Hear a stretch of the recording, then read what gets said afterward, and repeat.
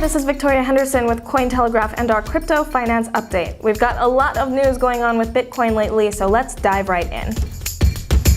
It seems like crypto trading can sometimes feel a bit more like philosophy or war than simple finance. You have a lot of blindingly strong opinions about what is best and where it will go. This is obvious if you follow any sort of social media surrounding crypto or watch any videos online. Few people are out there saying, dunno, maybe.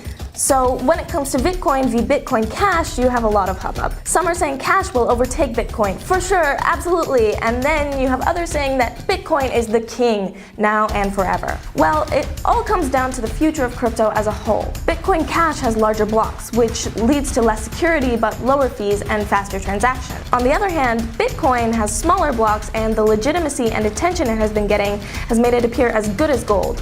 A literal comparison some investors make. What it will come down to in the future of crypto as a whole. Will it be an asset, a store of value, or will it be a currency? As it stands, Bitcoin cannot survive as a currency because many people can't afford the transaction fees and long wait. But could it remain a valuable asset? Sure. This is the sentiment put forward by Eric Jackson, CEO and co-founder of CapLinked, when he said, "I also believe that it is possible for Bitcoin Cash to coexist with Bitcoin. Bitcoin's appreciation over the past half-decade has turned it into a store of value more comparable to gold than a currency." Roger Ver, sometimes known as Bitcoin Jesus since he preached so heavily for Bitcoin in its early days, made a statement to Cointelegraph that Bitcoin Cash is the real Bitcoin and will have the bigger market cap, trade volume, and user base in the future. With Bitcoin Cash's recent price fluctuations, it's easy to see why people are taking notice. Whether this is true or not, CEO of Netcoins, Michael Vogel, believes that competition is good and that rivalry among companies will bring about better technologies. Of course, these guys aren't the only two with opinions, and like any argument in the modern day, social media is inundated with people taking one side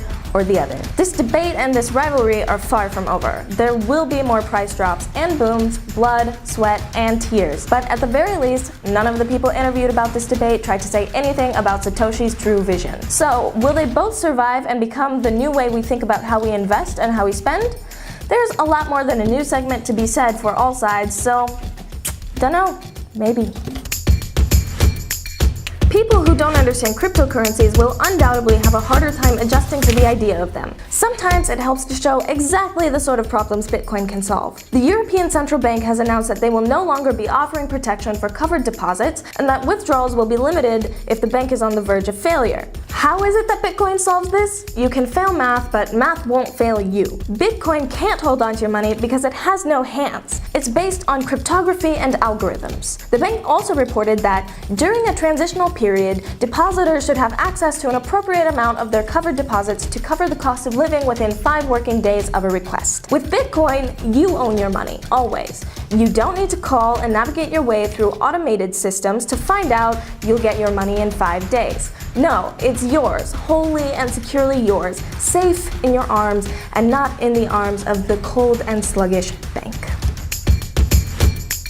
Axoni CEO Greg Chevy said, "We're on a path to take this forward. We know the thing works now." After a group of major banks, including Goldman Sachs, JP Morgan, and Credit Suisse, saw a 6-month blockchain trial for equity swaps achieve a 100% success rate. On the other hand, some are still calling Bitcoin a bubble, like Jim Rogers, an investor guru, who said, "It looks and smells like all the bubbles I have seen throughout history." Although, he admits that he doesn't really know much about Bitcoin, and other investors, like Ronnie Moes, believe Bitcoin will hit 14,000 in the near future. And Mike Novogratz, a Forbes-confirmed billionaire and Bitcoin bull, has said, "I think literally we end the year at $10,000 in Bitcoin. I think that is a decent move from here. I think we end the year at close to $500 in Ethereum." And of course, the most ironic and entertaining announcement comes from JP Morgan, who announced that JP Morgan is considering whether to provide its clients access to CME's new Bitcoin product through its futures brokerage unit. If people who invest in Bitcoin are stupid, as Chase CEO Jamie Dimon said, apparently he considers his own staff stupid. And isn't it ironic? Don't you think? This has been Victoria with your crypto finance update. So what do you think? Is Bitcoin a bubble or is it the future? Leave a prediction in the comments below, and of course, don't forget to subscribe.